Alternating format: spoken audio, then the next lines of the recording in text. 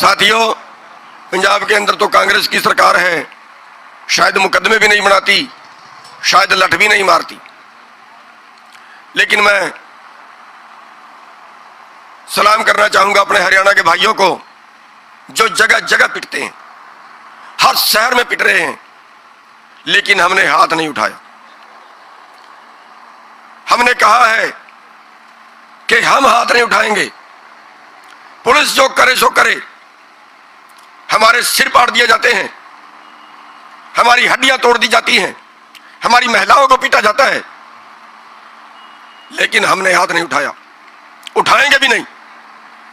इसलिए नहीं उठाएंगे कि हमें ये लोग उपद्रवी कह देंगे।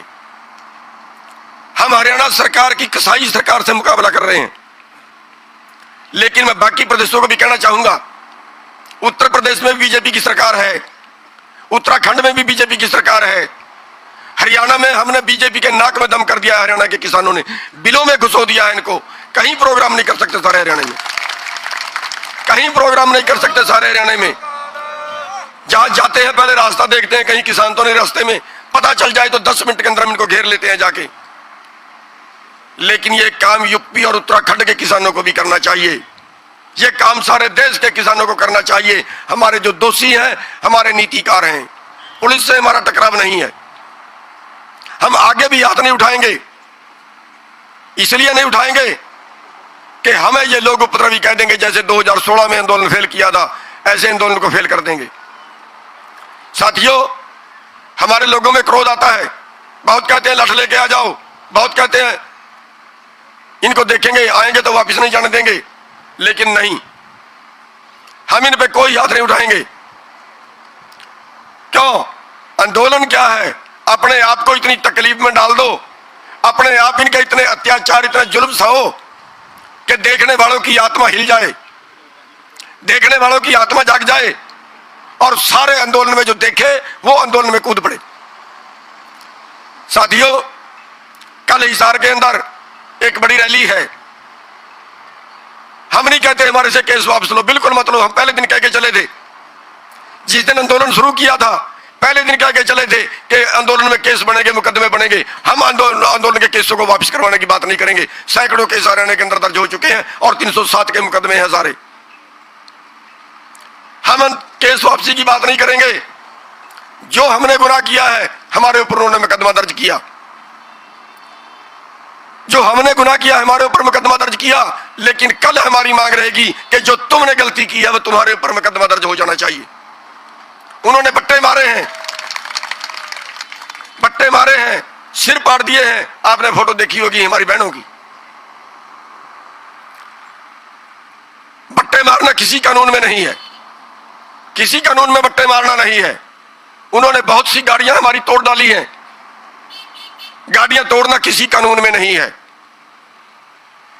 हमारी लेडीज प्रधान और हमारा एक भाई, उनको बुलाया, बात के लिए बुलाया, और 10-12 पुलिस वाले पे डंडे मारने पे जुट गए। एक ही लड़के को कम से कम 100 लाठियां लगी हैं, कम से कम 100 एक लड़के को। हमारी जो प्रधान है स्टेट की 10, 15, 20 तो उसको भी लगी है। कोई लेडीज पुलिस नहीं थी। मुख्यमंत्री जा चुका है, मुख्यमंत्री जाने के बाद हमारे लोगों को पता नहीं था। हमारे लोग तो उसके जाने के 1 घंटा बाद पहुंचे हैं। तब वहां पुलिस क्या कर रही थी? केवल पीटने के लिए रुकी हुई थी। हमारे लोगों ने कहा कि अगर मुख्यमंत्री जा चुका है, 5 आदमी हमारे ले जाइए, एक बार दिखा दीजिए, हम यहीं से वापस चले जाएंगे। केवल पीटने के लिए पुलिस रुकी हुई थी। उसके बाद तो सारे नाके खोल देने चाहिए जब मुख्यमंत्री वहां है ही नहीं। हमारे ऊपर कोरोना का मुकदमा दर्ज किया गया, कोरोना का प्रोटोकॉल तोड़ने का, लेकिन हमारे से पहले तो मुख्यमंत्री ने प्रोटोकॉल तोड़ा है। मुख्यमंत्री के ऊपर क्यों कोविड का मुकदमा दर्ज नहीं होता? साथियों, हमारी मांग है कि उनके ऊपर मुकदमा दर्ज हो, उस पुलिस के ऊपर मुकदमा दर्ज हो, उस प्रशासन के और उस मुख्यमंत्री के ऊपर मुकदमा दर्ज हो। हमारे ऊपर तो चाहे और 10 मुकदमे दर्ज कर ले, कोई बात नहीं है, कोई फर्क नहीं पड़ता। अगर कल उनके ऊपर मुकदमा दर्ज ना हुआ तो फिर साथियों अगली घोषणा वहीं पे की जाएगी, अगले आंदोलन की घोषणा वहीं पे की जाएगी। उनके ऊपर मुकदमा दर्ज होना चाहिए। हालांकि हम आंदोलन भटकना नहीं चाहते, हम आंदोलन को लीक से उतारना नहीं चाहते। हम 3 कानूनों के लिए लड़ रहे हैं, हम एमएसपी की गारंटी कानून के लिए लड़ रहे हैं, लेकिन ये नहीं चलेगा कि जहां देखते हैं वहां हमारे सिर पाड़ देंगे, जहां देखते हैं वहां ये खुद कानून तोड़ के हमें पीट देंगे, हमारा बहुत बुरा हाल कर देंगे। नहीं चलेगा। जो गुनाह करता है, हम गुनाह करते हैं, हमारे ऊपर मुकदमा दर्ज करिए। अगर पुलिस गलती करती है तो पुलिस के ऊपर मुकदमा दर्ज करिए। तो साथियों, मैं पंजाब वाले भाइयों से भी कहना चाहूंगा कि कल हिसार में पहुंचे, हम भी जाएंगे। बहुत वहां पे भारी रैली होने वाली है, भारी प्रदर्शन होने वाला है, और अगर सरकार नहीं मानती है तो उसका अगला आदेश कल वहीं से करेंगे। और मैं चाहूंगा, मैंने मोर्चे में बात की थी कि जो अगला आदेश हो वो सारे देश के लिए होना चाहिए, वो सारे देश में इसका एक आंदोलन खड़ा होना चाहिए, सारे देश में एक उसकी आवाज जानी चाहिए कि ये अत्याचार, ये तो अंग्रेजों ने भी नहीं किए थे जो अत्याचार हमारे हरियाणा की सरकार कर रही है। तो साथियों, मैं एक बार पुनः जो हमारे करनाल के भाई हैं उन सबका धन्यवाद करना चाहूंगा जो इतनी संख्या में आए, जो बाबा जी हमारे बीच में बैठे हैं, इनका भी धन्यवाद करना चाहूंगा। ये बहुत दिनों से लंगरों की सेवा यहाँ पे कर रहे हैं और लोगों को जगाने की सेवा भी कर रहे हैं। और पहले दिन ही आंदोलन चलने से पहले बाबा जी बैठे हैं, ये हजूर साहब वाले, इन्होंने हमें बुलाया था और इन्होंने वहाँ पे मीटिंग करवाई थी और ये कहा था कि जहाँ से भी आप लेके चलोगे काफिला, हमारा लंगर की गाड़ी, लंगर उसी गाड़ी में बनेगा, बड़ी गाड़ी है, साथ के साथ बरताएंगे, वो लंगर की गाड़ी साथ साथ चलेगी। और पहले दिन से ही हमने हमारे साथ में ये कंधे से कंधा मिला के काम कर रहे हैं, इस आंदोलन में पूरा सहयोग कर रहे हैं। अति धन्यवादी हैं साथियों। बस हम ये बेनती करेंगे कि ये आंदोलन, इसमें कितनी तकलीफें आए, इसमें कितने सिर फूटे, इसमें कितनी शहीदियां दें, कितनी कुर्बानियां देनी पड़े, लेकिन ये आंदोलन हम तब तक लड़ेंगे जब तक हम जीत नहीं जाते। साथियों, एक कहावत बताता हूं। एक महात्मा था, बस 2 मिनट की है, बैठ जाइए, 2 मिनट की है। एक महात्मा था, जब वो नाचता था तो बारिश होती थी। गांव में जब अकाल पड़ता था, उस महात्मा के पास जाते थे और उस महात्मा को बोलते थे कि महात्मा जी बारिश करवाइए, आप नाचिए, आपके नाचने से बारिश हो जाती है। महात्मा नाचता था, बारिश हो जाती थी।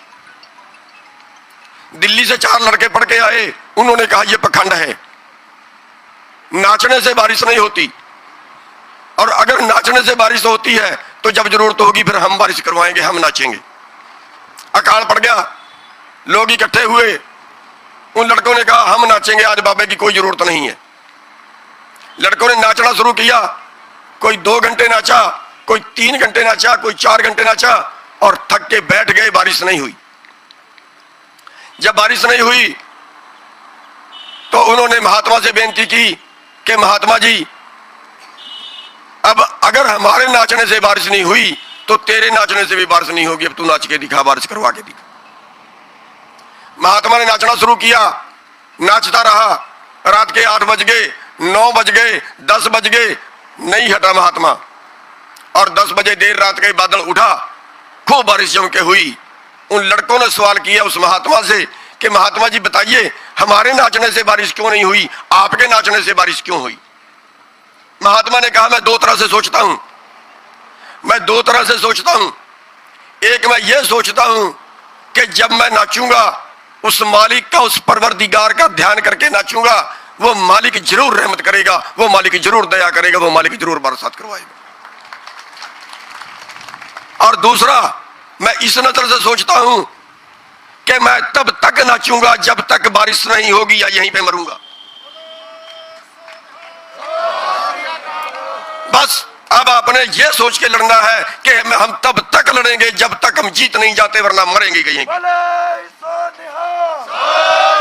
तो फिर कोई सूरत नहीं है आपको ये आंदोलन हरा दे, कोई सूरत नहीं है, दुनिया की कोई ताकत नहीं है। मोदी तो किस खेत की मूली है, दुनिया की कोई ताकत नहीं है अगर आप इस इरादे से बैठते हो।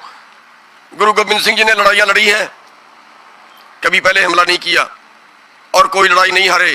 क्यों जानते हो क्यों? निश्चय कर अपनी जीत करो। पूरा तबाह परिवार खप गया, लेकिन हार तो नहीं मानी ना, हार तो नहीं मानी ना, और फिर जीते ना, फिर जीते। आज ये कौम बैठी है उनकी पैदा की हुई। साथियों, जितनी बड़ी कुर्बानियां दोगे ना उतनी बड़ी ही जीत होगी। तो बस मैं एक बार पुनः सभी किसान भाइयों को धन्यवाद करना चाहूंगा जो इतनी बड़ी संख्या में करनाल से आए और जो कितने दिन से 6 महीने से यहाँ पे बैठे हुए हैं। आप सभी का बहुत बहुत धन्यवाद।